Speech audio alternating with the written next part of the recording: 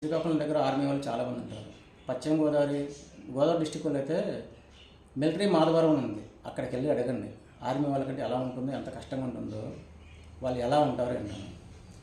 మనం తిరుపతి సైడ్ వెళ్ళానుకోండి, చిత్తూరు దగ్గర ఉంటారు, కొన్ని విలేజెస్ ఉంటారు అనమాట డిఫెన్స్ వాళ్ళు. ఓకే, ఇటు గిద్దలూరు సైడ్ వెళ్తే గిద్దలూరు దగ్గర ఉన్నారు. ఒక విలేజ్లో 100 ఇల్లు కూడా ఏళ్ళ మీద గింతే పెట్టచ్చు మనం. అలాంటి వాళ్ళలో ఒక్కొక్క ఇంట్లో 3-4 దగ్గర కూడా ఆర్మీ వాళ్ళు ఉన్నారు. అడగండి, కష్టాలు బాధలు అన్నీ చెప్తారు. టిప్ టాప్గా ఎందుకు ఉంటారని చెప్పేసి. సెలవులకు వచ్చేది సంవత్సరం రోజులు 12 నెలలు అయితే 2 నెలలే సెలవులకు వస్తారు. 10 నెలలు ఎలా ఉంటారు తెలుసా? తెలియదు, చెప్పకూడదు ఏమి, అంత కష్టం ఉంటుంది. కానీ బయటకు వచ్చినప్పుడు ఏదో సరదా కోసం ఏదో 1 రోజు 2 రోజులు ఇస్త్రీ బట్టలు వేసుకొని బయటకు వెళ్తే టిప్ టాప్గా ఉన్నారు కదా అనుకుంటారు ఒక ఆర్మీ వాళ్ళు. ఇలా చెప్తున్నారు డిఫెన్స్ వాళ్ళ నుంచి. సాఫ్ట్వేర్ హోల్డర్స్ ఉన్నారు కదా, వాళ్ళకేమైనా సాఫ్ట్వేర్ హోల్డర్స్ వాళ్ళు చేస్తున్నారులే, వీళ్ళకేమైనా అనుకుంటారు కొంతమంది.